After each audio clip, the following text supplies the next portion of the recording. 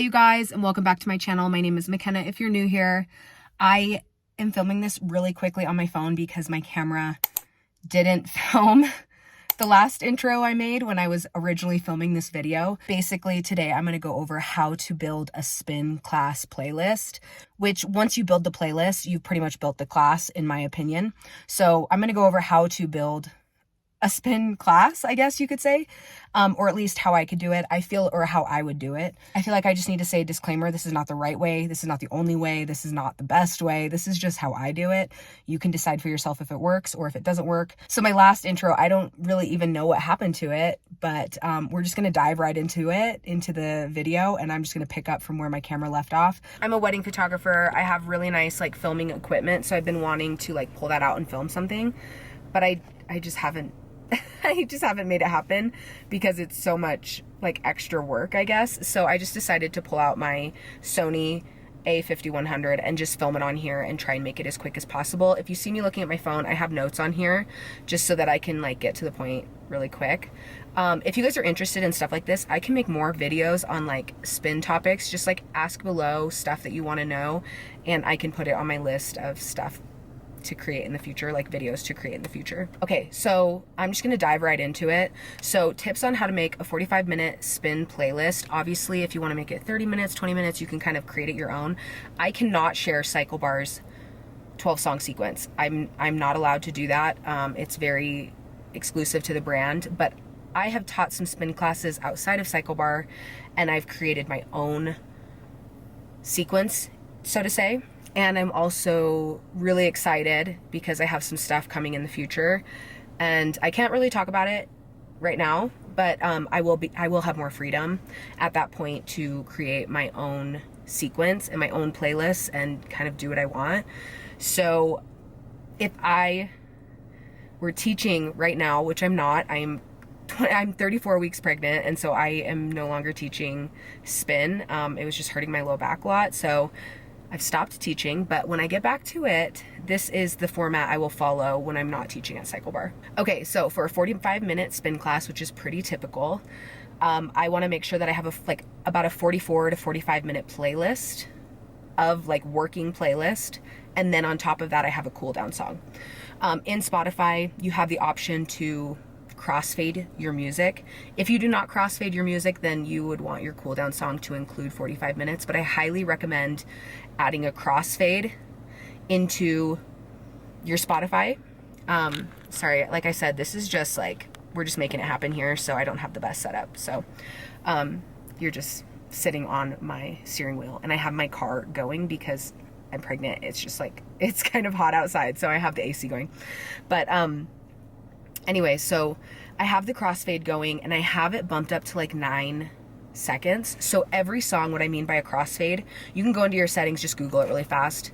On Spotify, you can crossfade your music so that it goes from one song and it starts to fade into the next song, and it's like this smooth transition. So when you do that, if you shave 9 to 10 seconds off of every single song, and you have 10 songs, that's gonna shave off 110 seconds.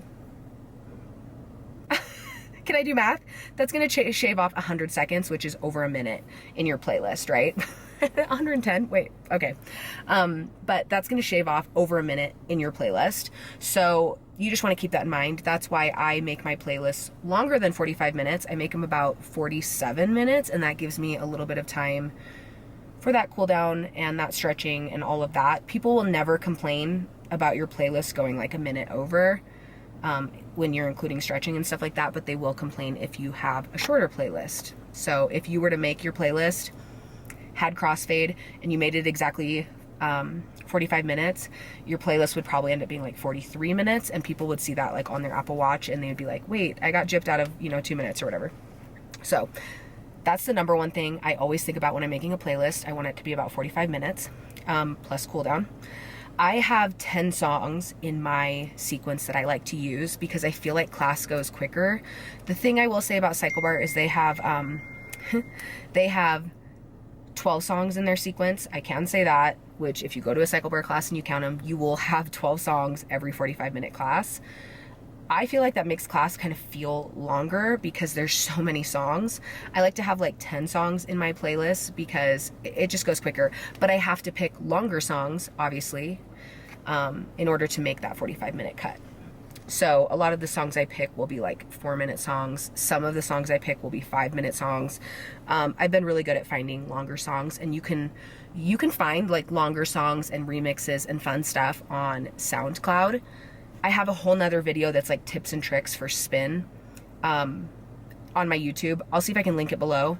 So check that out if you're interested more in that type of stuff. 10 songs, and that includes arms, and that includes like a reflection song or like something kind of connecty about a song.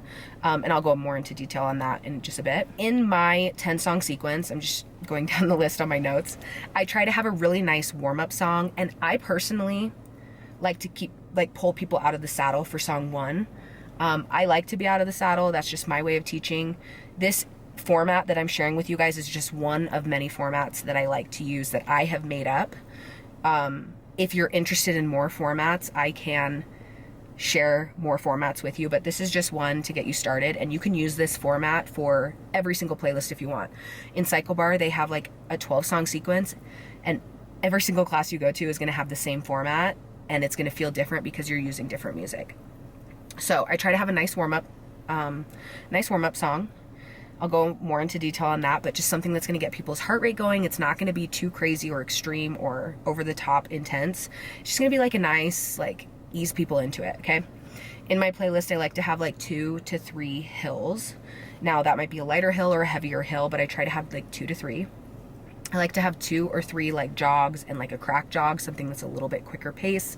Those are typically what you're gonna do like choreo in and like have a lot of fun in, and just like, let's see, like, sorry, I'm saying like a lot, but songs that are like hip hop and stuff like that, just like fun songs. I try to have like 2 to 3 of those, and I try to have like about 2 fast-paced songs that are really gonna get people's heart rate going. And then I have an arm song, I have a connect song, or like a reflect song. So connect or reflect, I kind of refer to those as the same thing. Cycle Bar calls them connect, I like to call them reflect during my own format. So I will, before I get into this format, I will link a sample playlist below on my Spotify. You can follow me on Spotify, it's McKenna Holly, but I will link a sample playlist below that follows this format that you can kind of build off of. I will say that it is not very like ethical to steal other instructors' playlists, so I have all my playlists public on there. I mean, technically, I don't own the rights to the music. You could copy and paste and just use my playlist, but I just feel like that is kind of defeats the perfect purpose of you being a spin instructor. But you can pull inspiration from my stuff. The playlist I'm attaching below gives you like a good example.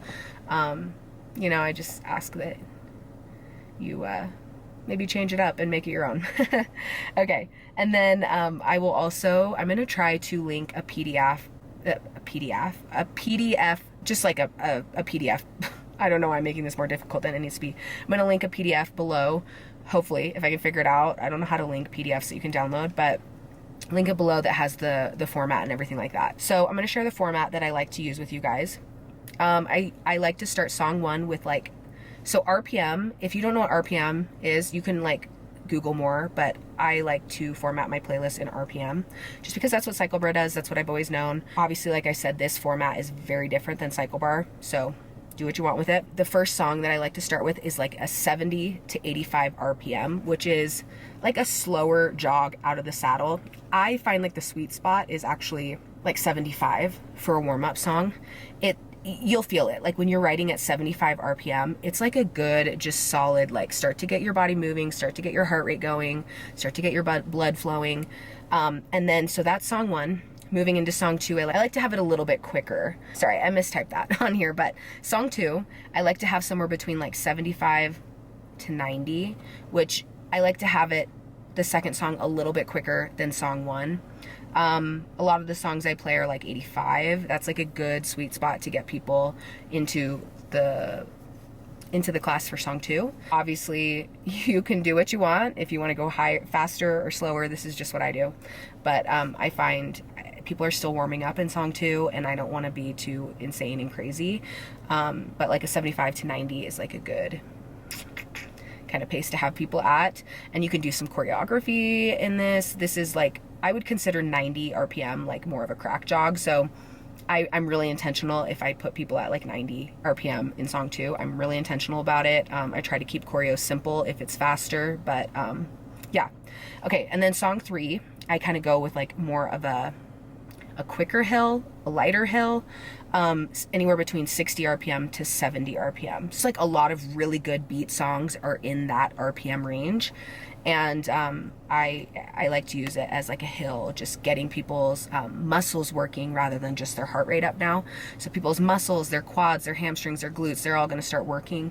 I tell people to really keep their core engaged, because as people start to climb hills, their low back sometimes can get sore, and you don't want people to use their low back to climb. You want them to use their core, you want them to use their legs. Okay, song 4, I like to get people's heart rate back up, and I like to do it fast. I'll pull people into the saddle. So for those first 3 songs, I've had people out of the saddle. I should have specified that. 4th song, I pull people into the saddle, and obviously you can do what you want. Sometimes I'll pull people in for song 3, and I'll pull people in and have them climb in the saddle. But anyways, general rule of thumb. And then I'll pull people back into the saddle, 100 to 130 RPM, really driving people's heart rates up. I just encourage people to get as close to the RPM as they can, especially if I have people at 130 RPM. Not a lot of people can do that. Okay, not a lot of people can run that fast, especially out of the saddle. So I'm very intentional if I pull people out of the saddle for a sprint. Just be very intentional about it. But yeah, so that's for song 4. Song 5, I go a little bit faster for my jog, and it's somewhere between 80 and 95 again. Another great opportunity for choreography. Another great opportunity for people to get their heart rate up, bring them back out of the saddle, whatever you want to do. Okay. After that, I pull people either into the saddle or out of the saddle. Remember, you don't want to keep people out of the saddle the whole entire class. So think about that when you're planning your class and when you're picking RPMs and choreography and everything like that. You want to give people a break in the saddle because people are like aching to get back in the saddle, right? Sorry, my camera's doing some weird things. I hope this is still recording. So the next song that I play right after that, like crack jog, is somewhere between like 65 and 80, just depending on what I want to do. I do want to slow people down, so I want to make sure that if my last song was 80, I want to try and pull it back a little bit for this one. Another like good hill opportunity, another slower jog opportunity, more choreo if you want, kind of however you want to take it. I take this one in or out of the saddle, whatever you want to do here. Okay, after that, I like to slow it down even more for a heavier hill. I would say like 50, maybe 45. Sometimes I'll drop it down a little bit lower, but no lower than 45. It just feels awkward. So we'll say 45 to 65. On here, I have 50 to 65, if that's confusing you. Sorry, but 45 to 65, slow it down, heavier hill, really getting people to use their muscles to climb. It's giving their heart an opportunity to slow down, their breath an opportunity to slow down, but this does not mean it's easier, right? It's heavier, it's intentional. Again, you don't want their low back to take over, just core engagement, glute, hamstring, all of that good stuff. So heavy hill. And then I go into arms. I keep my arms quicker. Cycle bar has a little bit slower arms. I like to keep it quicker. So my RPM is going to be anywhere between 90 to 130. You can kind of play around with that however you want to do it. Hammer curls, biceps, whatever, triceps, all of that good stuff. Chest press or shoulder press. Yeah, so there's that. Lats. Okay, moving on. So 90 to 130 for arms. And then right after that, I go into like a reflection song, or I call it reflection, Cycle Bar calls it connect, whatever. Anywhere between like 65 and 85. This is an opportunity for people to just ride their bike, right? And this is an opportunity for you to connect and to talk to them and to inspire them, to challenge them, to really get people thinking deeper than just a workout.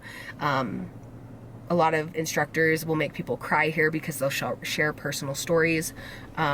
So I like to pick a song that is more touchy-feely, I guess you could say. Yeah, so, and like I said, anywhere between like 65 and 85. 65 sometimes can feel a little bit slow. You don't want it to really feel like a hill necessarily. So just be, again, intentional about everything you do. And then right after that reflection song, is the take it home song, right? The song that's going to get people's heart rate back up. I usually keep this very fast. I keep this 100 to 130, drive people's heart rate back up. Again, if you're going to pull people out of the saddle for a sprint, you want to make sure you do it intentionally. You want to make sure that people can do it and you're not just showing off. Yeah, so again, that whole portion that I just shared should be about 44, 45 minutes long. And then right after that, I have a cool down song that is just another feel good song, slower, whatever you're kind of feeling like there. So that's the cool down song. I'll pull people through stretches and do all of that. Again, I'll have a sample playlist link below. And then a couple just key tips before I end this video. I try to have a variety of RPMs. So like if you have 365 hills, they're all gonna feel the same. So I try to have, like, if I have a 65 hill, the next hill is gonna be like a 60 or something maybe like a 70, something a little bit different so that it feels different. You can cue it, you can dance different, you can just do different things with it. I try to have a variety of music. I feel like Psycho Bar drilled that in me, but I try not to have like all EDM music, which is so easy to have. Try to incorporate some oldies, some like top 30, some country, some pop, some rap, some whatever. Just like try to incorporate different things. My playlist, my sample playlist will have a variety of music, so check that out. Most of my playlists have a variety of music, so you can check that out. Make sure it flows. Make sure the music kind of rolls from one to the next and that it flows well. It's not like jarring to go into the next playlist. You want it all to feel like one solid song. Okay, sorry, my silly little Sony keeps overheating. It probably would have been easier to just use my Canon, but I'm gonna try and end this really fast before it overheats again. I wanna make sure it goes from one song into the next song pretty seamlessly, and that all 10 of your songs feel like one solid playlist, one solid experience, one solid class, right? You don't want it to be jarring from one, like, just extreme boom right into the next. Making a playlist flow, that just means that you have like some touchy-feely music, you have some intense music, you have not everything needs to be up here, high energy, right? Be okay as an instructor to have calm, to have quiet, to let people just ride. Again, I have like more tips and stuff like that in my other playlist, or in my other YouTube video on tips on becoming an instructor. So, or tips on like continuing and furthering becoming an instructor. So I go more into depth on that. We talked about crossfade. I have that on here. Just make sure your playlist rolls, it's crossfaded. I feel like playlists just flow better if they're crossfaded. So if you're not doing that, do that. Once I have the playlist made, let's talk about that really quick. So once my playlist is made, then I go through and I think about choreography and what I want to do in each song. Say song 3, right? I'm doing a heavy hill and I want to do some elbow drops. Like, I'm going to listen to the song and I'm gonna think, like, do elbow drops fit here? Like, what is the song telling me to do? I know it sounds weird, but do what your music is calling for. If it's like a calm song, let people ride. If it's an intense song and people want to push, you want to pull them into the saddle, you want to push, pull them into the saddle. Let that intense beat drop drive the next push, right? If it's like a nice hip hop song and you want to sway, and it just feels like you should be swaying to the music, sway, right? Elbow drops, push-ups, tap backs, whatever you're deciding to do, oblique drops, whatever, right? Shoulder taps, so on. Make sure the music calls for it, and I encourage you to listen to your music and know when the beat is gonna drop, because if you cue and you drop right when the beat drops, it's gonna add so much more intention, it's gonna add so much more energy to your class. People probably won't realize that you're doing that, but they're gonna be like, oh my gosh, that instructor really knows her music. You know what I mean? That is pretty much it. I did add on here that I think it's super important to listen to your playlist once or twice. If you're new, I would listen to it over and over and over again before you teach. I would drive to the playlist and I would drive to the studio and I would listen to my playlists on the way there. I used to, when I was new, I would listen to my playlist as I was going to bed so that I knew where all the beat drops were. I was familiar with my music. I've been teaching long enough that music is kind of like second nature for me. I know when the beat is going to drop, even if I've never listened to a song before. It's kind of weird, but you'll get to that point too if you're not there yet. And I'm just more confident in teaching to a playlist I haven't listened to before. I do still listen to all my playlists, but I don't necessarily listen to the whole song. I just go through and listen for the good beat drops, how many pushes are in there, what I want to do choreo-wise, and all of that. Anyways, I hope that this helped you guys out a ton if you're planning spin classes. So that is, again, my format. This is not the right way to do things. This is not the wrong way to do things. This is just what I would do. Making my own playlist. So anyways, yeah, you can find that digital download below. You can also find the sample playlist down below.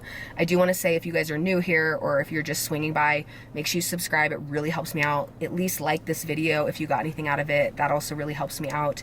And I have some like unfortunate news. I will no longer be posting spin videos to YouTube. I might on occasion, but not as consistently as I was. I am going to be starting an app, my own workout app. When I get back from maternity leave, I'm going to launch it, and I will be posting all of my spin classes on there. It's very cheap. The whole reason I'm doing it is because I don't make money off of YouTube. I can't monetize my spin classes because I am using music you guys all love, and it's music that I get copywritten for, and so I don't make any of the money from the classes that I post. So the whole reason I'm gonna create this app and I'm gonna develop this app, or I'm not developing it, but the whole reason I'm creating this app and launching it is so that I can get paid for the time I put in teaching. And it's $15 a month. Your first month is only $1, so you can check it out, make sure you like it. $1 is a very low investment, and honestly $15 a month is a very, very low investment. I will link my app below. There are some spin classes up on it right now, but like I said, I will be launching like it's kind of like a soft launch right now. I'm kind of testing it out. If you want to give it a try and you want to let me know your feedback, you can comment on the actual workouts itself. But when I get back from maternity leave, I will be launching 30-day programs of lifting and cardio, which I'm so excited about. I am a certified personal trainer, so that is my credentials there. And then I will also be posting my spin classes on there as well, as I'm teaching. I do have something else in the pipeline, and I'm really, really excited about it. I'm hoping and praying that it works out, but I will keep you guys up to date on that. But yeah, thank you guys so much. Again, subscribe, like this video, and I will catch you next time. Bye. Everyone's lining up to see her. She's a Mona Lisa.